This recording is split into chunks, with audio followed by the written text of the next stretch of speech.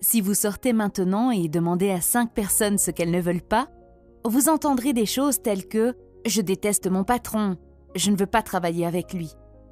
Je n'aime pas mon travail, je n'aime pas me lever tôt le matin.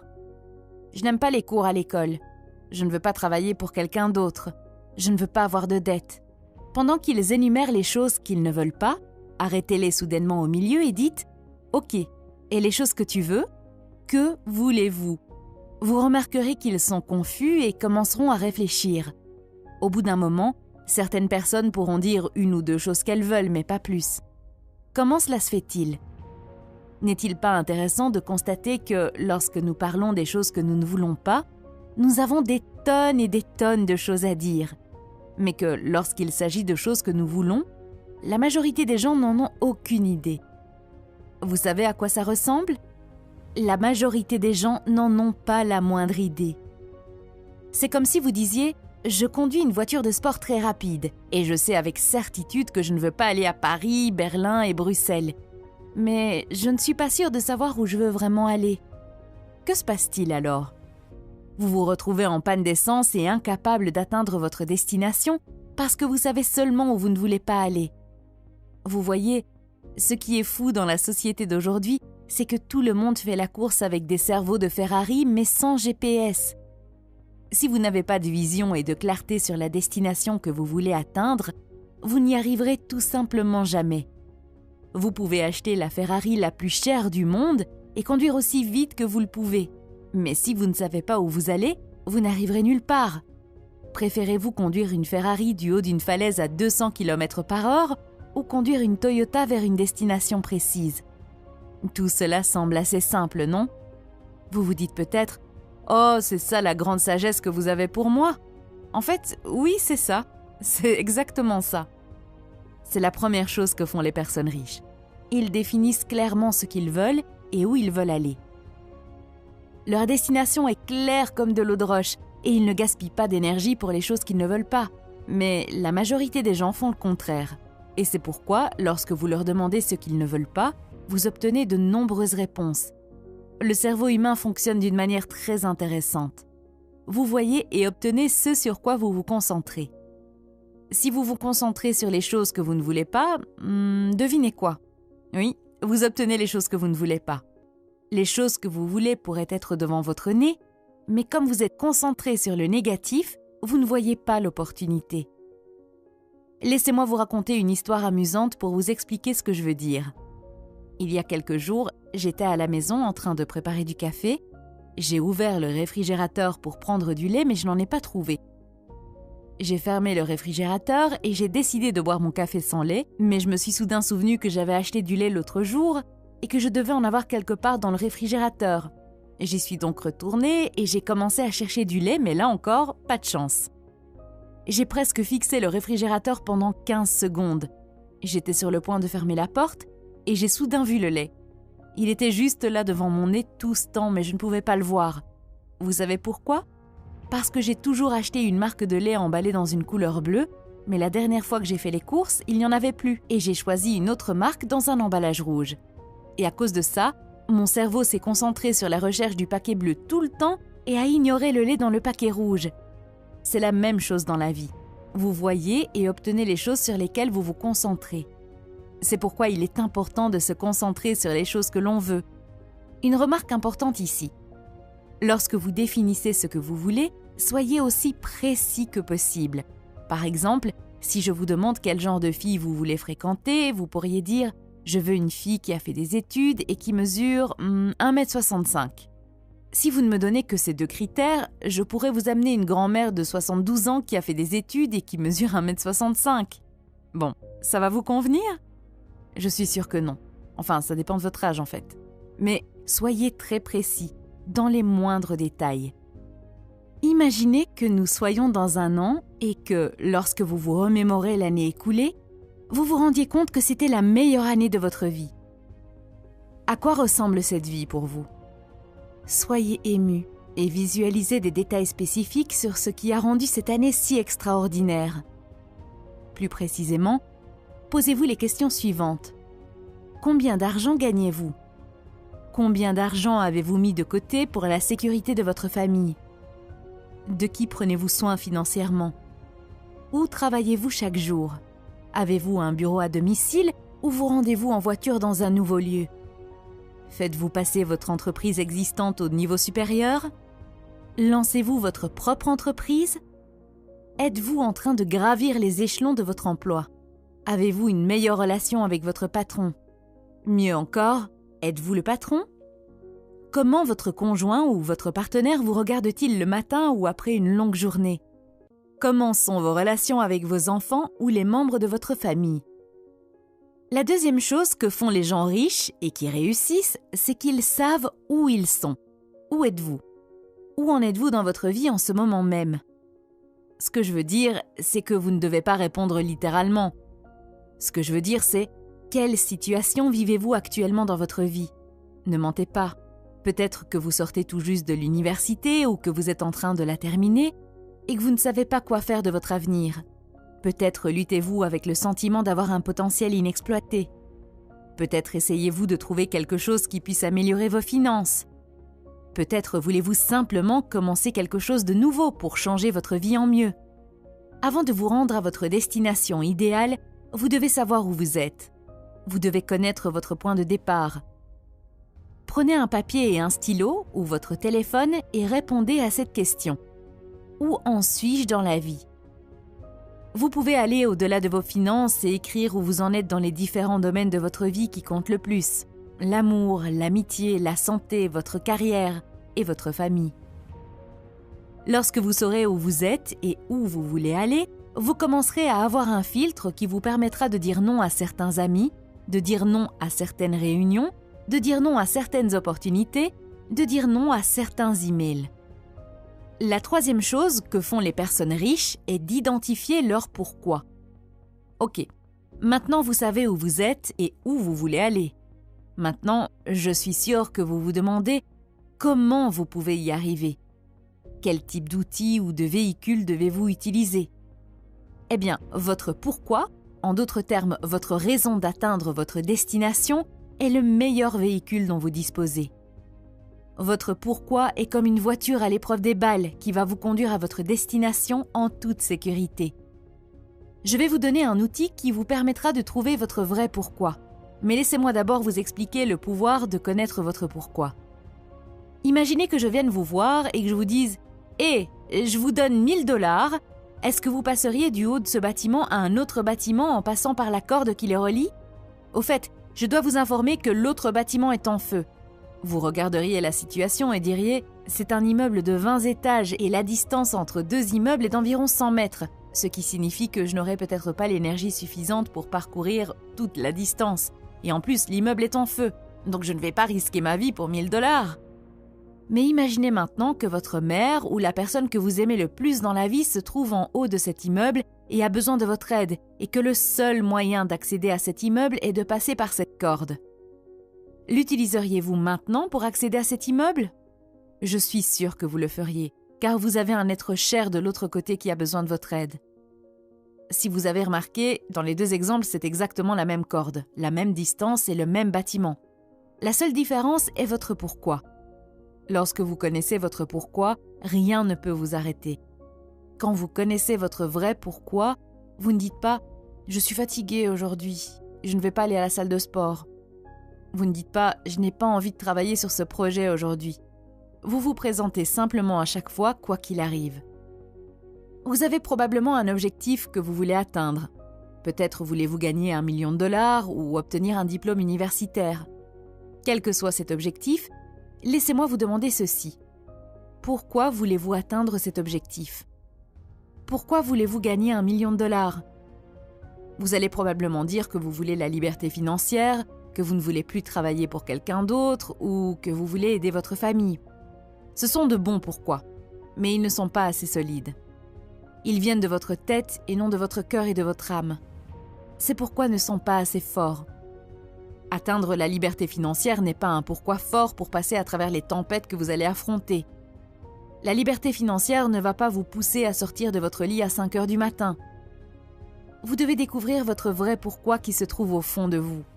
Pour ce faire, voici un exercice appelé 7 niveaux de profondeur. C'est un exercice très simple, mais immensément puissant. Vous demandez simplement cette fois pourquoi vous voulez atteindre un certain objectif. Laissez-moi vous faire une petite démonstration. Disons que vous voulez gagner $1 million et je vous demande « Pourquoi voulez-vous gagner $1 million ?» Vous répondriez « Parce que je veux être libre financièrement. » Ok. Pourquoi voulez-vous être libre financièrement? Vous répondriez « Parce que je ne veux plus jamais me soucier de l'argent. » Ok. Pourquoi ne voulez plus jamais vous soucier de l'argent?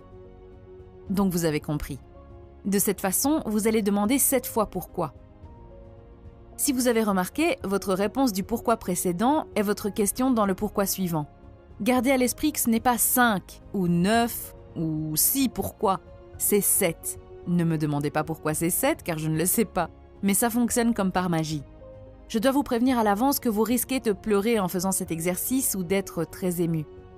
Les premières réponses viendront de votre tête, puis lorsque vous atteindrez les 6e et 7e pourquoi, vos réponses jailliront de votre âme. Vous serez surpris de ce que vous venez de dire. Vous ne pourrez pas vous arrêter et les mots couleront tout simplement. Franchement, j'étais très hésitante quant à l'efficacité de cet exercice. Mais après l'avoir fait, je n'ai eu qu'un seul mot pour le décrire. Et ce mot est changement de vie. Numéro 4. Les riches nourrissent le bon loup. J'ai entendu un jour la fable d'une femme qui racontait à son petit-fils l'histoire de 2 loups qui vivent en nous. Ils sont ennemis l'un de l'autre et se battent constamment pour gagner. La grand-mère dit que l'un des loups est jaloux, négatif et envieux. Pour ce loup, tout le monde est mauvais et désagréable. Puis la grand-mère dit à son petit-fils « Mais tu as aussi un autre loup puissant qui vit en toi, qui est très positif et capable de faire de grandes choses. Ce loup puissant peut t'emmener dans de nombreux endroits étonnants. » Le petit-fils regarde sa grand-mère et lui demande « Quel loup gagne la bataille à la fin, grand-mère ?» Elle répond « Celui que tu nourris, petit-fils, celui que tu nourris. » J'adore cette histoire car elle s'applique à toutes nos vies. Nous avons tous le mauvais loup ou le méchant qui vit en nous. Mais nous avons aussi un loup héros qui n'attend que d'être libéré. Je vais vous donner quelques conseils sur la façon de nourrir le loup positif. Premier conseil, ignorez vos faiblesses. Concentrez-vous sur vos points forts. Votre méchant intérieur s'épanouit lorsque vous consacrez votre temps et vos efforts à des choses pour lesquelles vous n'êtes pas doué. Il ne fait aucun doute que tout au long de votre vie, on vous a appris à travailler sur vos faiblesses. C'est peut-être le plus gros mensonge que l'on nous ait jamais dit. Au bout du compte, tout cela ne fait que vous priver de votre confiance. Depuis votre plus jeune âge, on vous a probablement dit « Tu n'es pas bon en maths, alors va faire plus de maths. Tu n'es pas bon en histoire, alors va étudier plus d'histoire. » En vous concentrant sur vos faiblesses, vous finissez par vous sentir inférieur inconsciemment. Par exemple, je suis une très mauvaise cuisinière. Alors, je ne sais pas comment j'ai survécu en vivant seule en tant qu'étudiante, ça je vous le dis. On m'a toujours dit que je devais apprendre à cuisiner correctement, mais pour être honnête, j'ai l'impression de perdre du temps en cuisinant et de ne pas être douée, ce qui signifie que je n'aime pas ce que je cuisine parce que ce n'est pas vraiment délicieux. Donc pour moi, l'idée d'améliorer mes compétences en cuisine est vraiment un mauvais conseil. Je préfère plutôt consacrer mon temps à faire ce que je sais faire, comme écrire des scénarios pour ces vidéos ou travailler sur mes autres projets. Je peux facilement engager une personne qui se rendra chez moi une fois par semaine pour préparer de délicieux repas et les conserver dans le réfrigérateur pour toute la semaine. Alors, pourquoi améliorer mes compétences culinaires alors que quelqu'un d'autre peut le faire à moindre coût et mieux que moi? Il en va de même pour l'organisation des choses. Je ne suis pas très douée pour cela. Je m'en accommoderai toute ma vie avec bonheur, car je peux toujours trouver une personne qui aime organiser et la payer pour le faire à ma place. Il y a d'autres choses pour lesquelles je suis douée, et le fait de me concentrer sur elles me rend plus heureuse, augmente ma confiance en moi et me rapporte beaucoup plus. Je suis sûre que certaines personnes diront qu'engager quelqu'un pour des tâches aussi simples est un gaspillage d'argent, mais pour moi c'est un simple calcul. Si je passe 1 heure à préparer un repas, j'économise peut-être $10, mais si je consacrais la même heure à mon entreprise, je gagnerais beaucoup plus. C'est pourquoi je pense qu'il ne faut pas se préoccuper de la faiblesse. Tout le monde est vraiment bon dans quelque chose, et si vous vous concentrez sur cette chose, cela augmentera votre morale et votre confiance, ce qui aura un impact positif sur les autres domaines de votre vie. Deuxièmement, ne suivez pas les conseils de personnes qui ont échoué dans ce que vous essayez d'accomplir. Vous respectez peut-être l'opinion de votre père, mais s'il a divorcé de votre mère et s'il s'est déjà marié 3 fois, il n'est pas la bonne personne à qui demander des conseils sur le mariage et la vie de famille. Trouvez quelqu'un qui a été marié 30, 40 ans avec bonheur. Le coût des mauvais conseils est très élevé. Combien de fois avez-vous eu une idée d'entreprise ou une invention que vous vouliez mettre en œuvre, mais on vous a dit que cela ne marcherait pas ou que vous perdriez de l'argent? Je suis sûre que cela vous est arrivé au moins une fois. Les personnes qui vous ont dit cela n'étaient pas nécessairement mauvaises. À leur avis, elles essayaient de vous protéger. Mais sans s'en rendre compte, elles nourrissaient le mauvais loup. Troisième conseil, faites un régime d'information. Les mauvaises nouvelles se vendent mieux que les bonnes. C'est pourquoi, où que vous regardiez, vous voyez toujours des nouvelles sur la guerre, les maladies, etc. Surtout en ce moment. Vous ne perdez pas seulement du temps à regarder les informations, mais leurs effets restent en vous pendant longtemps. Vous donnez en fait de la nourriture aux méchants loups en suivant les informations. Enfin, conseil numéro 4. Soyez très sélectif quant aux personnes avec lesquelles vous passez votre temps. Il y a 2 types de personnes autour de vous, les chargeurs de batterie et les épuiseurs de batterie. Les épuiseurs de batterie aspirent la vie hors de vous. Alors pour savoir qui est un chargeur de batterie et qui est un épuiseur de batterie, il suffit de leur demander « Comment allez-vous aujourd'hui ?»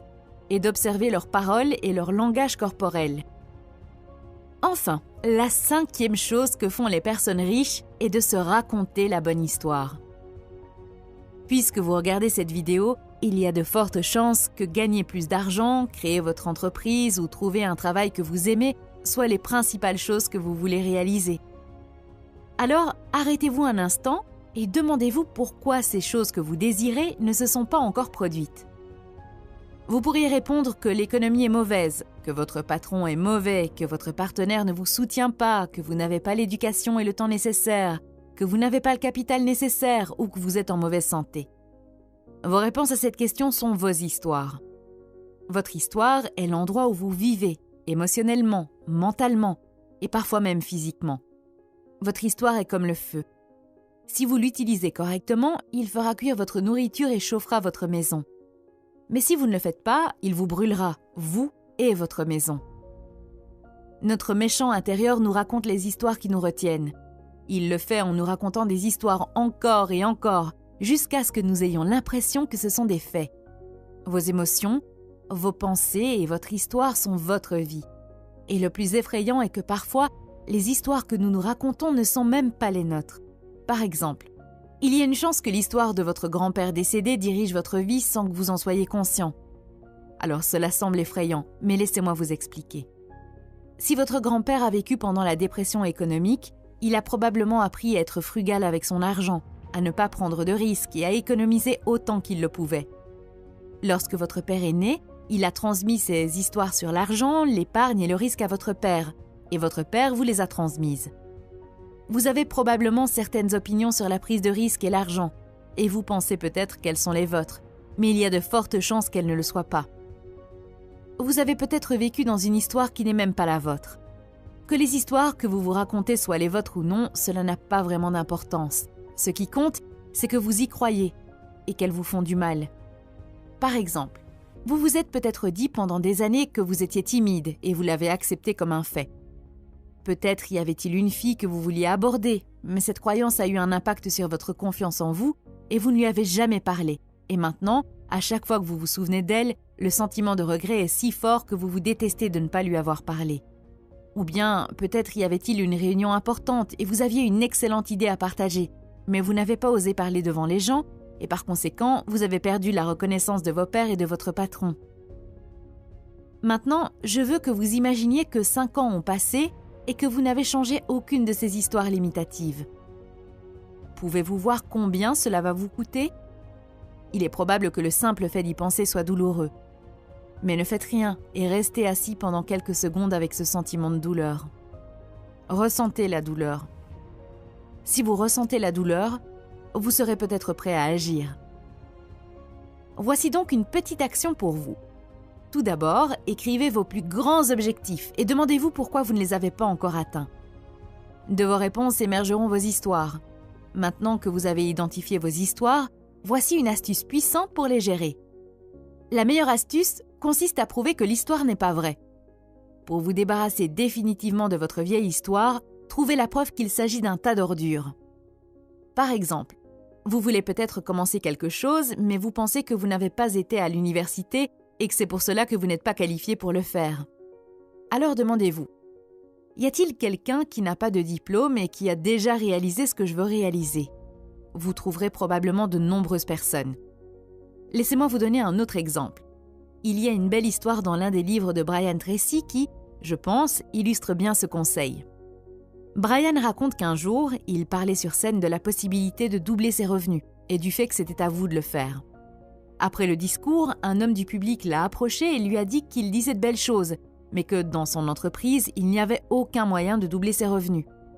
L'homme a expliqué que chaque fois qu'il demande une augmentation de salaire, il se plaigne toujours qu'il n'y a pas de budget et que l'entreprise est confrontée à de gros problèmes. Brian lui demande s'il connaît quelqu'un dans son département qui gagne 2 fois plus que lui. Et l'homme répond que oui, il en connaît. Brian lui explique alors que son entreprise est prête à payer 2 fois plus. C'est juste qu'il ne veut pas développer les compétences nécessaires pour atteindre ce niveau. L'homme n'a rien dit et est simplement parti. Vous voyez, l'histoire de cet homme l'a convaincu qu'il était impossible de doubler son revenu. Mais en réalité, il ne voulait tout simplement pas apprendre de nouvelles choses et élever son niveau. Pour terminer cette vidéo, nous avons parlé de 5 choses que les gens riches font. Ce sont savoir ce que vous voulez et où vous allez, savoir où vous êtes et quel est votre point de départ. Nous avons également parlé de l'importance d'identifier votre vrai pourquoi et pourquoi vous devez toujours nourrir le bon loup. Enfin, nous avons discuté de la manière de changer les histoires limitatives que vous vous racontez. Cette vidéo est basée sur un livre intitulé « Millionaire Success Habits » écrit par Dean Graziosi. Enfin, si vous avez aimé cette vidéo, vous aimerez peut-être aussi la vidéo que vous voyez à l'écran en ce moment. N'oubliez pas de la regarder également. Si vous aimez les vidéos comme celle-ci, appuyez sur le pouce bleu et abonnez-vous. Cela aide beaucoup la chaîne. Merci d'avoir regardé et à bientôt.